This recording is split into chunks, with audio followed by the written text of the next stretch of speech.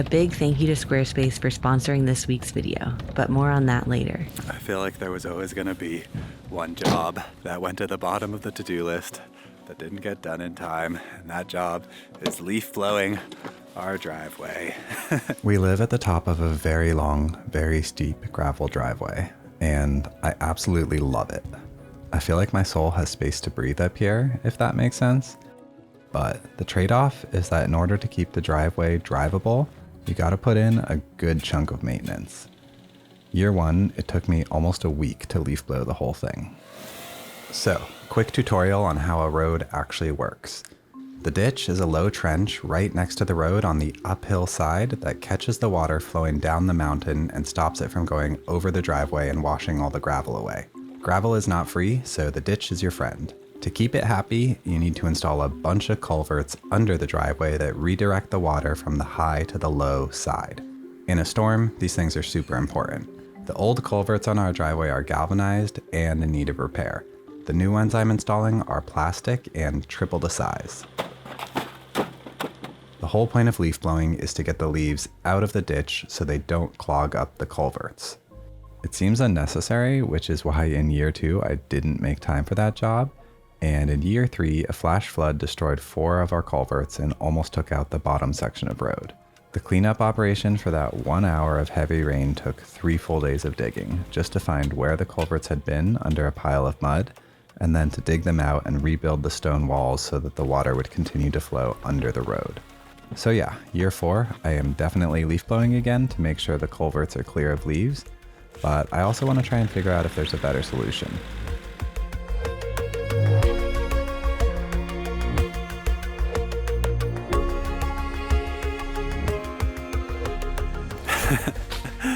Barely made a dent. I feel like I am a pretty hardworking, focused person, but this leaf blowing job is just very, very tedious. I really don't know how else to describe it. I feel like there just has to be a better way for me to do this job.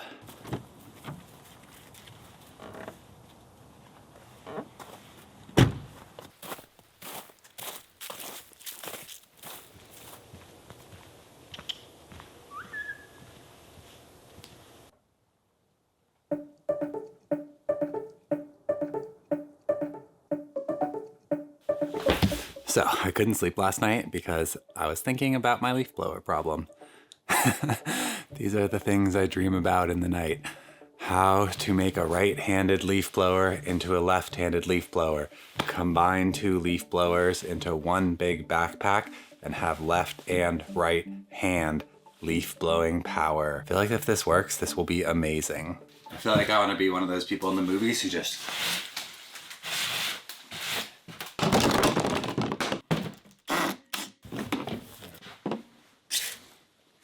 Just found this on the ground. It could work. We could tape the outside and make it a little bit stronger afterwards.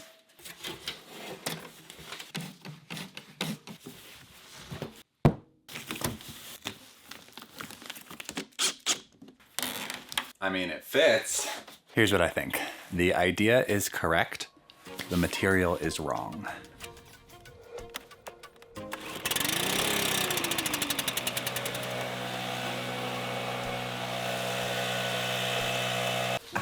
I mean, it works. It definitely works. It's interesting because it's not connected the way it was designed to be connected. You feel it in your arm, like it's pushing your arm backwards. So you actually have to use muscle to hold your arm in place, which is going to be a problem long term. Not in the short term, but in the long term, I think that's going to be a little bit too challenging physically. So improvements will need to be made to the system, but the system might work for now. Well, I'm sure you saw that coming. I crushed the aluminum pipe. We learned 2 things on version 1.1. The first is that the system does work. And the second is that it needs to be designed in reverse, starting with the 2 backpacks connected and then figure out how to run the piping afterwards once they're connected, because the newer leaf blower has a pull switch that I need access to. And I realized as I was connecting them, I also need access to like the different buttons and the places where you put the gasoline in. So everything needs to be accessible, operational, and then we figure out which direction the pipe goes. It's still not quite as strong as I was hoping, but as long as I don't drop the backpack, it should be okay.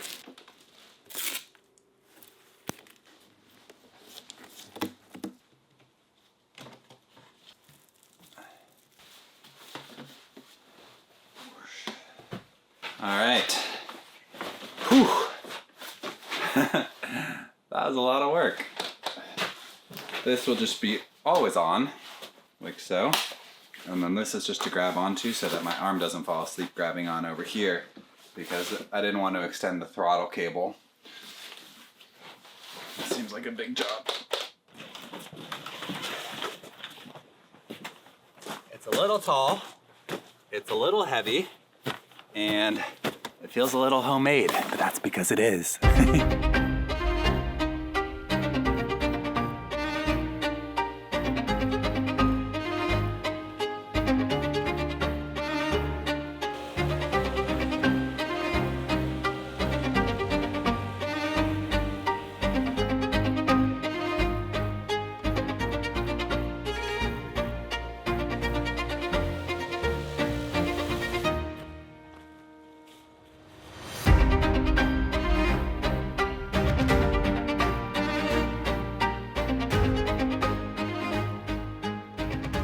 All right, first impressions. This thing is incredible, exceeds expectations.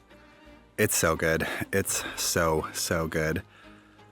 I honestly kind of can't believe how much better 2 is than 1. I thought it would be, twice as good, maybe a little bit better. I would say we are maybe 3, maybe 4 times faster. You can do things with 2 connected together that you just can't do with 1. You can push the leaves out of the ditch, over the slope into the forest, and it saves so much time. It's like, I honestly think it might be 4 times faster.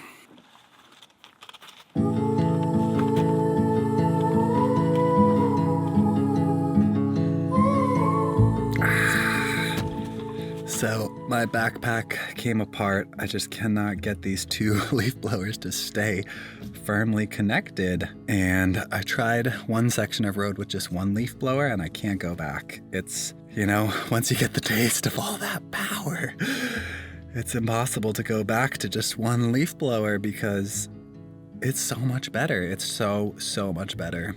So I'm gonna go back to the drawing board and see if I can figure out a better way to mount these 2, because even if it takes me a couple hours, it will be worth it.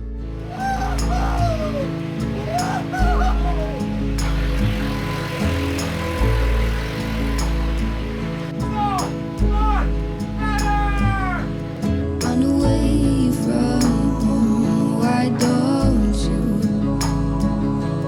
'Cause I did the same just for you.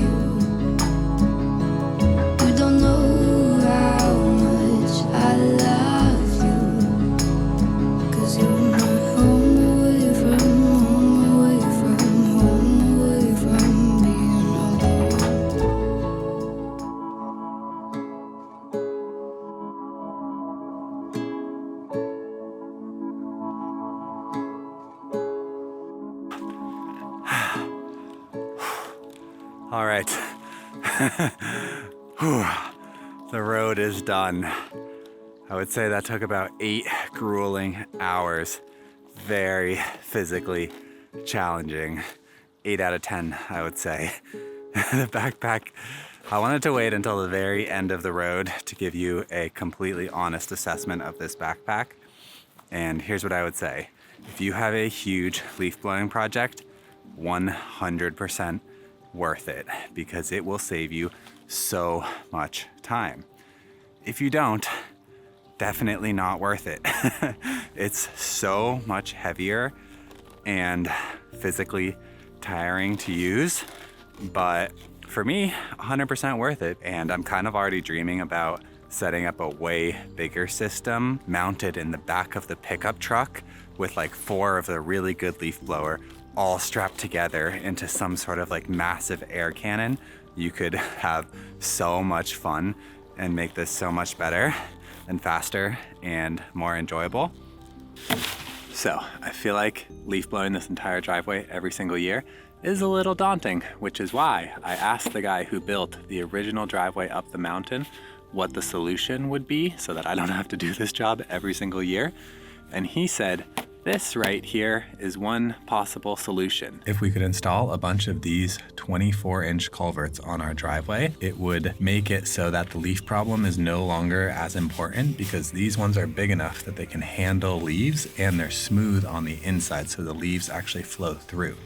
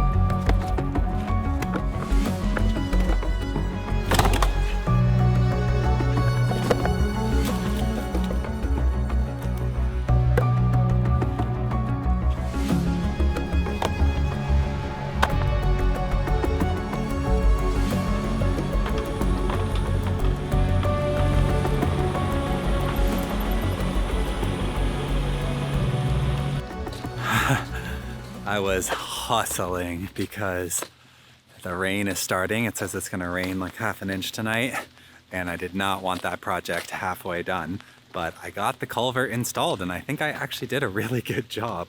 In hindsight, I wish I had installed one of the smaller culverts first and also picked an area where it was only gonna be one culvert, because learning how to use the huge size culvert and join them in the center, yeah, a little stressful to be honest, just because I don't want to mess up our road. I feel like it's one of those things that, like, you watch a YouTube video and it looks like challenging but not that hard, and actually it's very challenging, very, very challenging.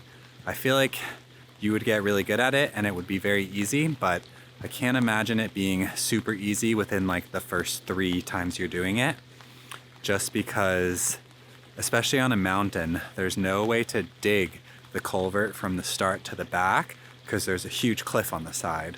So I'm very good at digging like in a line and making the bottom of the trench flat when I get to dig with the bucket in the correct way. But digging from the side, it's very hard to get a flat bottom on your trench, if that makes any sense. You want a flat bottom so that the pipe goes in smooth and there's not like air bubbles basically where it will bend and break when it gets compacted from the top. So you need to lay the pipe into a flat trench, and that's really the art of the whole process. I watched a crew of guys installing a culvert, spent the entire day with them watching exactly how they did it, so that helped a lot because I really would have messed this up without having spent a day on that road crew. And yeah, it's already in action. It's really cool. It's already dripping tons of water. A big thank you to Squarespace for sponsoring this week's video.